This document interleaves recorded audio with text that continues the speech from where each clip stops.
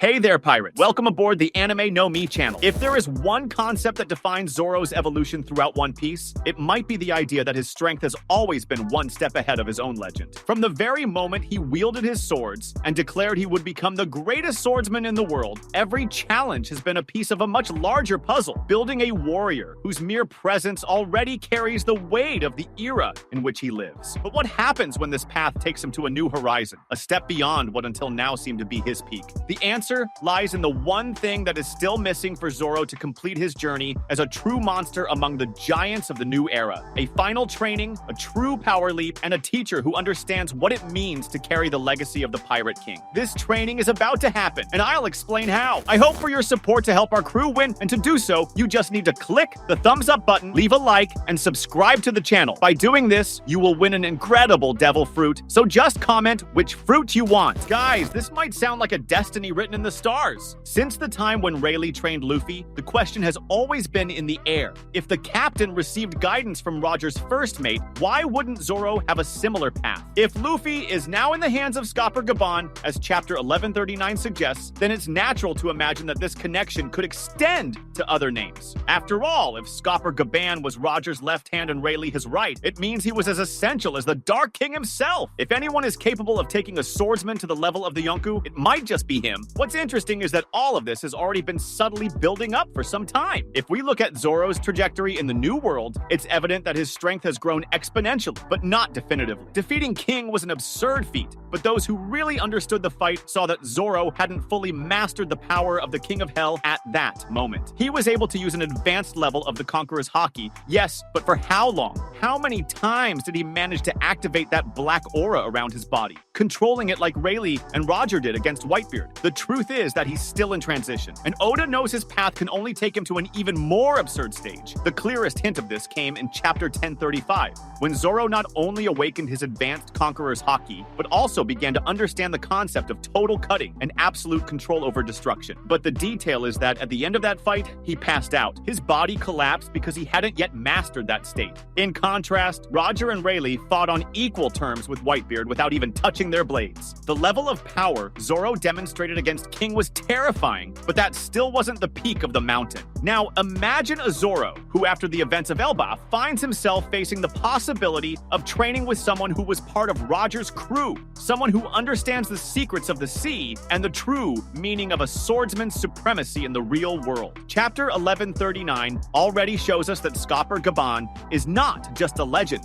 He is recognized on the same level as Rayleigh and Roger by the giants of Elbaf, and is strong enough to challenge Luffy face to face without hesitation. And that brings us to the main point. Is Oda preparing a second time skip? If we look at the structure of One Piece, the idea of a new time skip is not as absurd as it might seem. The first one was essential in preparing the Straw Hats for the harsh reality of the new world. But still, each of them had a margin for growth that became evident as they faced increasingly impossible challenges. The issue now is that we are entering the final phase of the story. If Zoro is not yet on the level of Mihawk or the most powerful Yonko, then a power leap will be necessary. And what better place for that to happen than Elbaf? Since Shanks made his appearance on Egghead and demonstrated that the Conqueror's Haki is the true answer against the Akuma no Mi, it became clear that the future of the story is leaning towards something Zoro has always represented: absolute power without depending on any other factor besides strength and will. Shanks defeated Kid with a single blow, but the most important detail was what Ben Beckman said: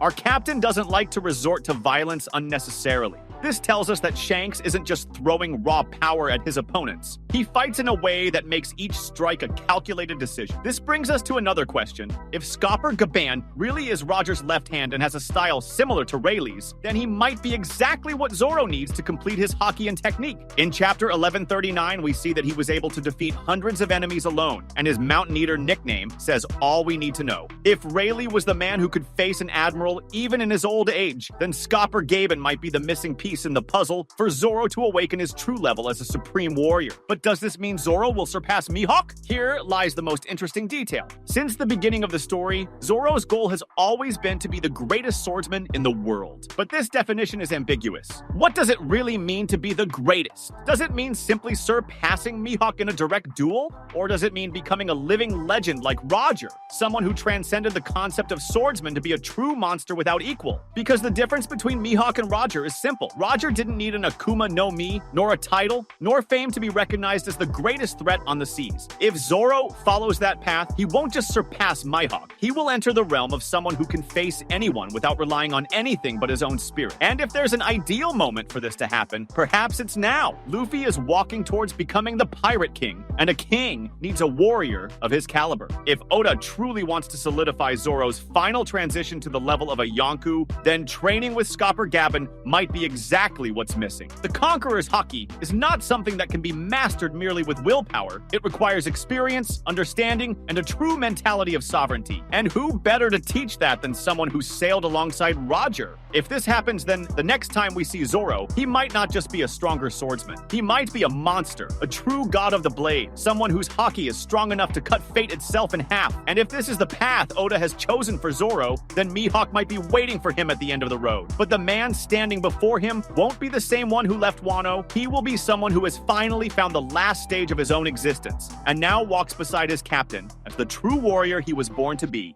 And this, perhaps, will be the moment when Zoro not only reaches the Yonko level, but transcends that classification forever. Zoro has always been seen as Luffy's right hand, the one who would ensure his captain reached the top. But as the challenges became increasingly brutal, it became clear that even though he is a monster, Zoro still hasn't reached his absolute limit. The fight against King and Wano was the greatest proof of this. Unlike Luffy, who always had main opponents that forced him to grow with each arc, Zoro frequently faced opponents that solidified his strength, but never truly tested the limits of his existence. Against King, he was on the brink of defeat. This brings us to the crucial point. If Zoro struggled against King, how does he plan to face the future? The world is already in motion, and power levels have reached almost unreachable heights. Luffy, with Gear 5, not only defeated Kaido, but did so in a way that defied all logic of battle. He not only overcame the physical strength of a Yonko, but entered a state where his abilities even defy the laws of reality. Oda made it clear that Gear 5 is a completely different awakening from anything we've seen before. Kaido, who was considered the strongest creature in the world, was defeated because Luffy reached a level of absolute freedom, where no physical or mental limitations stopped him from fighting however he wanted. What does this mean for Zoro? It means that if he wants to continue by Luffy's side in the final stage of the journey, he needs a power boost equivalent to the one Luffy gained. And here's the most intriguing question. In chapter 1139, it was said that Rayleigh and Gaban were comparable to Roger himself. This put Scopper Gaban